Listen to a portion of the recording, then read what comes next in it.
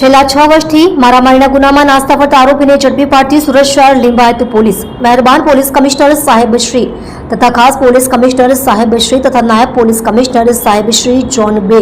તેમજ મદદનીશ police commissioner સાહેબ શ્રી ડી ડિવિઝન સુરત શહેર નાઓની સૂચનાથી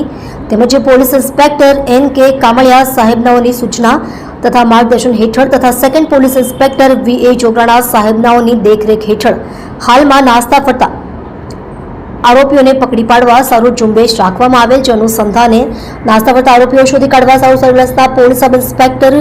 ડી.આર. ઓળેદ્રનાઓ તથા પોલીસ માણસોની અલગ અલગ ટીમો બનાવી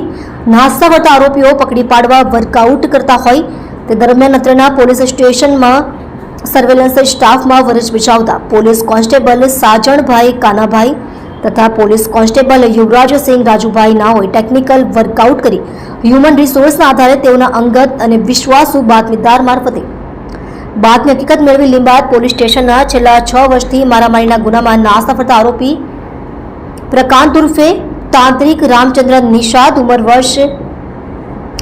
ફરિયાદ વખતે 20 વર્ષ હાલ 25 વર્ષ રહે ઘર નંબર 107 કરી નંબર 2 આયુષભાઈ ગુપ્તાના મકાનમાં ગોપાલનગર લિંબાયત સુરત શહેર તથા મૂળ વતન ગામ ઉમરી થાના મહારાજગંજ જિલ્લો જૌનપુર ઉત્તર પ્રદેશને ઝડપી પાડી કાયદેસરની કાર્યવાહી કરેલ છે. સદર ગુના બાબતે આરોપીની પૂછપરછ કરતા જણાવેલ કે આજથી 6 વર્ષ અગાઉ પોતે લિંબાયત ગોપાલનગર સોસાયટીમાં રહેતો ત્યારે તેની સોસાયટીના ફરિયાદી મનીષ રામજીભાઈ યાદવ સાથે સામાન્ય બોલાચાલી બાદ ઝઘડો થતા ગુસ્સામાં આવી ફરિયાદી પર કટર વડે હુમલો કરી